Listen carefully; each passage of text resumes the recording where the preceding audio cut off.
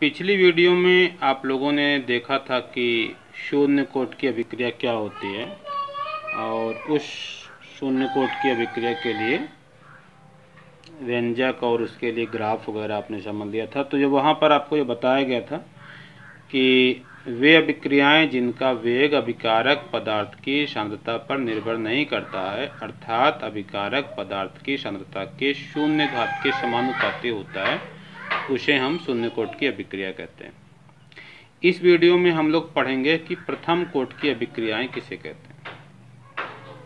तो वे अभिक्रियाएं जिनका वेग अभिकारक की सांद्रता के शून्य कोट था तो वहाँ शून्य घात के समानुपाती था, यहाँ प्रथम कोट की है तो सांद्रता के प्रथम घात के समानुपाती होता है, प्रथम कोट की अभिक्रियाएं कहलाती हैं। बात समझ में आ रही होगी। यानी वे अभिक्रियाएं जिनका वेग अभिकारक की सांद्रता के प्रथम घात के समानुपाती होता है, प्रथम कोट की अभिक्रियाएं कहलाती हैं। जैसे वहाँ पर भी मैंने एक ऐसी रिएक्शन मानी थी, तो यहाँ पर भी एक अभिक्रिया मान ले रहा हूँ। माना अभिक्रिया R से P, यानी रिएक्टेंट किस में कन्वर्ट हो रहा है, प्रोडक्ट में। R का मतलब अभिकारक, P का मतलब उत्पाद, रिएक्टेंट प्रोडक्ट। तो अगर कोई ऐसी अभिक्रिया हो तो हम जानते हैं अभिक्रिया का वेग क्या होता है, -dR/dt। ये मैं आपको जब ताक्षणिक अभिक्रिया पढ़ा रहा था तो वहाँ पर मैंने समझाया था। अभिक्रिया का जो वेग होता है उसका ताक्षणिक वेग, तो अभिक्रिया का वेग बराबर होता है -dR/dt। और कुछ लोगों ने पूछा है कि माइनस क्यों लगता है, तो माइनस इसलिए लगता है क्योंकि जब अभिक्रिया होती है तो अभिकारक समय के साथ घटता है, इसलिए अभिकारक के साथ माइनस लगता है, उत्पाद के साथ प्लस लगता है। और कुछ लोगों ने यह भी पूछा था कि अभिक्रिया के वेग को कैसे ज्ञात किया जाता है। तो ये मैं आपको बता दूं कि अभिक्रिया की कोटि को कैसे ज्ञात किया था, मैंने वेग बोल दिया। अभिक्रिया की कोटि को कैसे ज्ञात किया जाता है, तो ये आपको जान लेना है कि अभिक्रिया की कोटि को प्रयोग से ज्ञात किया जा सकता है, इसे निकालने का कोई गणितीय तरीका नहीं है। इसलिए शून्य कोट की अभिक्रियाओं के 2-4 एग्जाम्पल आपको याद रखना ही चाहिए। जो मैंने एग्जाम्पल आपको बताया है वो आप याद रखिए, क्योंकि अभिक्रिया के वेग को आप निकाल नहीं सकते, वो एक्सपेरिमेंटली निकाला जाता है, उसको प्रयोग से निकाला जाता है। तो जो रिएक्शन बताई गई है कि शून्य कोट की अभिक्रिया, उसे याद रखिए कि शून्य कोट की अभिक्रिया, क्योंकि कभी कभी परीक्षाओं में एक अभिक्रिया देके पूछ दी जाती है कि अभिक्रिया किस कोट की अभिक्रिया है। तो अगर याद रहेगा तभी ऐसे सवालों का जवाब आप दे पाएंगे, अदरवाइज आप नहीं दे पाएंगे। तो ठीक है, मैं टॉपिक पे आ रहा हूँ। अभिक्रिया का वेग बराबर होता है -dR/dt, और यह वेग नियम से Kr⁴n के बराबर होता है। वेग नियम से आपको पढ़ाया गया था कि अभिक्रिया का वेग जो होता है अभिकारक की सांद्रता के समानुपाती होता है। वहाँ पर एक नियतांक आया था जिसको वेग स्थिरांक कहते हैं, सारी चीज़ें आप पढ़ चुके हैं। तो इसका डेरिवेशन पिछली वीडियो मैंने किया था, यहाँ पर मैंने डायरेक्ट लिख दिया है। जहाँ पर n अभिक्रिया की कोटि, ये भी मैं पिछली वीडियो में बता चुका हूँ, इसमें भी बता दे रहा हूँ। यहाँ जो n लिखा हो अभिक्रिया की कोटि है। प्रथम कोट की अभिक्रिया के लिए n बराबर क्या हो जाएगा, 1 हो जाएगा। तो अगर हम प्रथम कोट की अभिक्रिया के लिए समीकरण निकालना चाहें तो -dR/dt बराबर Kr⁴ 1 हो जाएगा। तो देखो, अब हम माइनस से दोनों तरफ गुणा करेंगे तो इधर प्लस हो जाएगा, इधर माइनस हो जाएगा। और इस R⁴ को R ही लिख सकते हैं, तो R को मैं इधर लाया हूँ, dt को इधर कर दिया हूँ। दोनों पक्षों का समाकलन करने पर तो इधर समाकलन का निशान लगाएंगे और इधर भी समाकलन का निशान लगाएंगे। तो dx/x का समाकलन क्या होता है, log x होता है। ये आपको याद रखना, dx/x का समाकलन क्या होता है, log x। तो dr/r का समाकलन क्या हो जाएगा, log r हो जाएगा। माइनस के बाहर आएगा, dt का समाकलन t होगा, जिसको मैं अगले पेज पे लिखा हूँ, अभी आपको दिखा रहा हूँ। यहाँ पर log r माइनस के t, और समाकलन करने के बाद dt का समाकलन t हो गया। समाकलन करने के बाद एक नियतांक आता है जिसे समाकलन नियतांक कहते हैं। यहाँ पर जो log का आधार है वो क्या है, e है, नेचुरल log। यहाँ पर log बेस e है, जो लिखा नहीं है, लेकिन इसी को ln भी आपकी किताब में लिखा गया, ln करके लिखा गया, तो नेचुरल लॉग को ln भी लिखा जाता है। तो समाकलन या अवकलन करने के बाद जो लॉग आता है उसका बेस क्या होता है, e होता है। यहाँ पर I समाकलन स्थिरांक t बराबर 0 पर अभिकारक की सांद्रता r0 है। क्या है, r0। समीकरण 1 से log r0 बराबर माइनस के t का मान 0 प्लस I, तो log r0 बराबर I समीकरण 1 में I का मान रखने पर, तो ये जो समीकरण 1 है इसमें हमने I का मान निकाले, log r0 निकाल लिया है। अब यहाँ पर जब रख देंगे तो log r बराबर माइनस के टी प्लस log r0। अब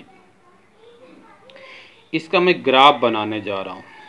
अब इसकी तुलना में करूँगा y बराबर mx प्लस सी से, तो y की जगह पे क्या है, log r है, m की जगह पे क्या है, माइनस k है, t की जगह पे क्या है, x है, और c की जगह पर है log r0, यानी जो c होता है इंटरसेप्ट ऑन y एक्सिस होता है।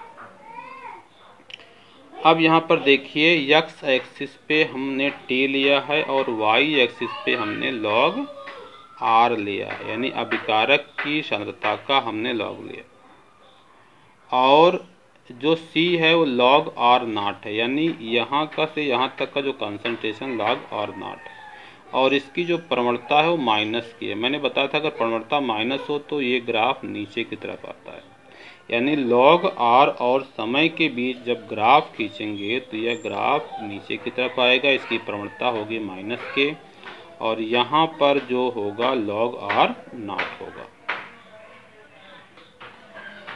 अब देखिए वो जो फार्मूला था उसको मैंने ग्राफ बना के बता दिया, लेकिन उस फार्मूले को मैंने फिर लिख लिया है जो समीकरण 1 में I का मान रखने से प्राप्त हुआ था, log r बराबर माइनस के T plus log r0।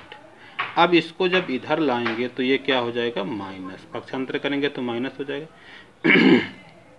log r minus log r0 बराबर इधर माइनस के टी इधर बचा रहेगा।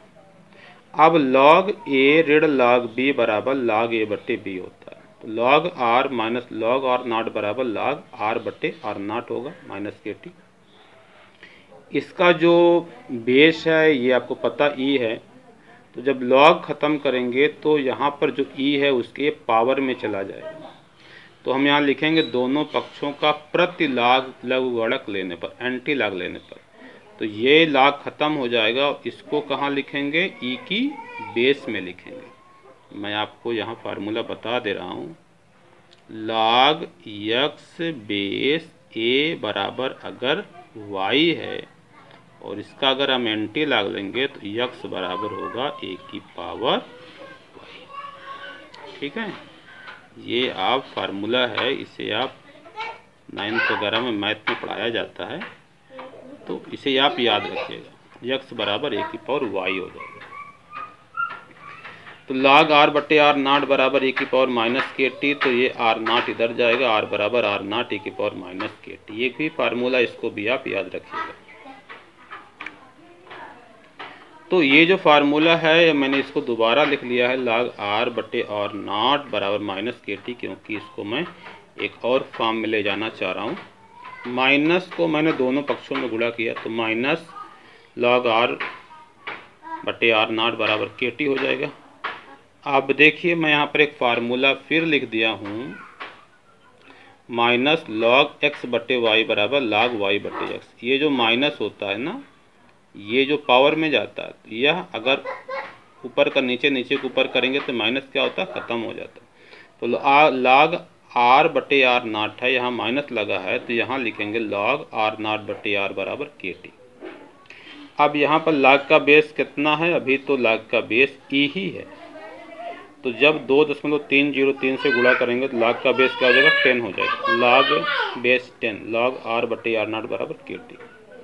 अब इसको जब इधर करेंगे तो log r r0 बट्टे r बराबर के टी बटे 2.303 की तुलना y बराबर mx प्लस सी से करने पर, तो y की जगह क्या है, log r0 बट्टे r, और m की जगह पर क्या है, k बटे 2.303, और x की जगह पर क्या है, t है।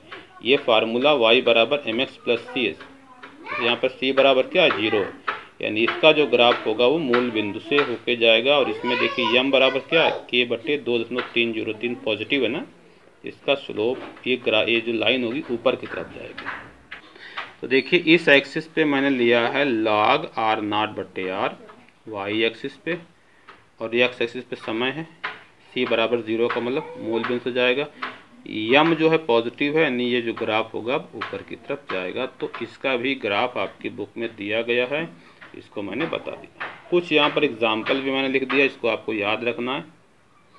प्लेटिनम उत्प्रेरक पर H2O2 का अपघटन प्रथम कोट की अभिक्रिया है, N2O5 का अपघटन भी प्रथम कोट की अभिक्रिया है, अमोनियम नाइट्राइड का अपघटन भी प्रथम कोट की अभिक्रिया है। जितने भी रेडियो एक्टिव क्षय होते हैं, रेडियो एक्टिव क्षय आप लोग जानते होंगे कि जो भारी तत्व होते हैं उनके नाभिक से कुछ छोटे छोटे कण हमेशा निकलते रहते हैं, उसे रेडियो एक्टिव क्षय कहते हैं। तो जो जितनी भी रेडियो एक्टिव क्षय वाली अभिक्रियाएँ हैं वो सबकी सब क्या है, प्रथम कोट की अभिक्रियाएँ। तो ये देखिए दोनों ग्राफ आपकी बुक में दिया गया है और दोनों ग्राफ मैंने समझा दिया है, और मैंने अच्छी तरीके से समझाने की कोशिश किया है। आप इसे नोट्स बनाइए और अगली वीडियो में इस पर क्वेश्चन कराए जाएंगे।